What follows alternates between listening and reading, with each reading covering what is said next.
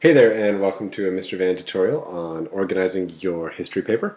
For the sake of this, I've opened this up in Word. Obviously, you've got a sheet yourself that you're filling in, but just for speed and typing and the like, I've opened this up in a Word document. Also, I'm going to just erase this currently and just put in my title. I'm making this up. I'm going to go with Evaluate Canada's Success in Rwanda under the UN. So this is specifically relating to Romeo Dallaire's trip to Rwanda in 1994-95 when there was the monstrous Hutu-Tutsi genocide. You don't need to know a lot of the information about this in order to be able to do this. It's more about just seeing how it works. So in the background information hook, the things that are really likely to stand out that I would make note to are the history of the United Nations, the history of Rwanda, both of those play in, and Canada and peacekeeping. All of those are pretty significant in setting these up. And so that's what your background information is really about, setting the background. For major points, you're looking, because this is an evidence-based paper, you're looking to come up with arguments that you'll be able to support with evidence that all come to one central theme. In this case, with my question, evaluate Canada's success in Rwanda under the UN, I'm going to take a it wasn't very successful stance. And so what I'm looking to do is come up with three major points that show this. The first major point I'm going to come up with was Canadians were underfunded by the UN. And I'm going to correct my Canadian spelling here. Okay, and this is true.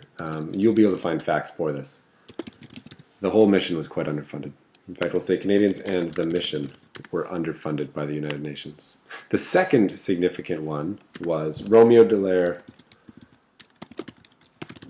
the general in charge of this, was not given enough control over what to do. Originally, and the evidence would show this, Romeo Dallaire was on the ground in order to keep the peace, but it very quickly became not possible, and he needed to have a military presence, and he wasn't allowed to.